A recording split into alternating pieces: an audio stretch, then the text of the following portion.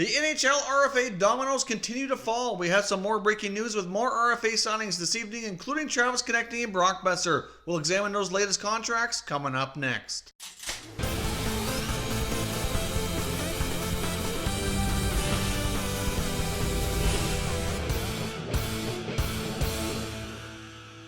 Welcome back here to Top Shelf Hockey. As I mentioned, we have some more breaking news from around the NHL. We have some more RFA contracts to discuss this evening. We have some more guys getting deals done and hopefully getting themselves into training camp here very soon. Now, in case you caught my video earlier today, we were talking about some more RFA updates as well as some latest news and rumors from around the NHL. And at that point, just as I finished recording that video, the news on the Konecny contract came out. So I was kind of waiting to make another video here. And just as I sat down to start recording, talking about the Konecny deal, the Boeser deal was announced, so we might as well discuss both of them here in the same video. Now, the Travis Konecny deal is a 6-year contract, giving him an average annual value of $5.5 million. Of course, with the 6-year term, that will make him a 28-year-old unrestricted free agent at the end of this contract. Now, Travis Konecny, I think it's pretty fair to say, he's been a pretty important player for the Flyers. He's got back-to-back 24-goal seasons. He looks like he's destined to continue improving and becoming an even better, more prolific scorer for the Flyers here over the next few years. So overall, I like this contract. I think it's pretty fair.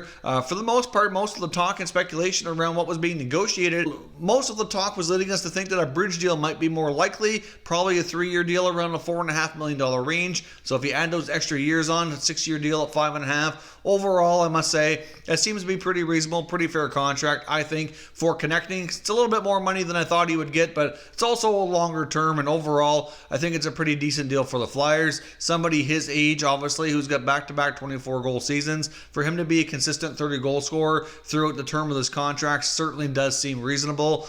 So overall, I do like this deal for the Flyers. It's the last domino for them to get under contract, so now they're completely satisfied in that regard. At least they have a clear-cut picture of their salary cap. They know exactly everybody's under contract. They can get them into camp and kind of move forward here to get ready for the coming season. Now, in Brock Boeser's case, they come to terms on a bridge contract. He got a 3-year deal at $5.875 million, which I think is a pretty reasonable contract here between Boeser and the Canucks. Now, of course, in Boeser's case, he wasn't a full-fledged restricted free agent. He's what they call a 10.2 free agent, meaning that he didn't have enough games played to be considered a full RFA, so he was one of those guys that was not eligible for an offer sheet, like Charlie McAvoy was another example of that.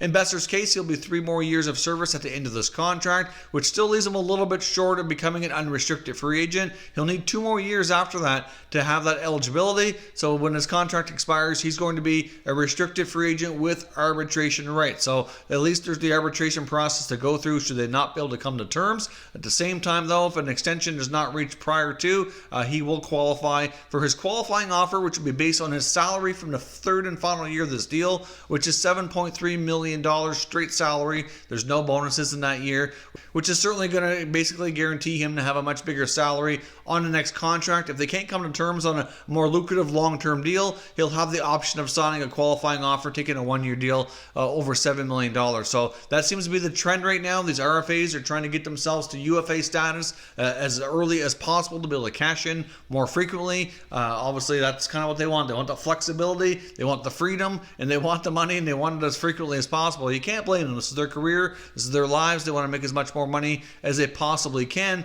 and this seems to be the way that they're doing it. If they don't get that contract to take them directly to UFA status, then they're using the final year of their current contract when they're still in RFA to get that bigger qualifying offer, like we've seen the trend around the league. It's kind of the way agents are working deals now. They kind of help their players get what they want in a different kind of way here. But ultimately, I think both these deals for Konecny and Boeser are pretty fair contracts. They're pretty reasonable. I mean, Brock Boeser should be a consistent 30-goal scorer, I would think, over the next few years. If he can remain healthy, stay in the lineup, and play with guys like Pettersson, there should be no reason why a talented player like Brock Boeser can't be a 30, 35, maybe even 40-goal scorer. Who knows? I mean, he's a very talented guy, and I think overall that they're going to like this contract. I'm kind of surprised in a way the Canucks didn't manage their cap a little bit differently and try to get him locked up longer term, but the cap situation that they're presented with right now, at least as of today, this was probably the most common sense solution to kind of get him under contract and then make it work. But they do have more than enough players right now on their NHL contract, so they can put Antoine Roussel on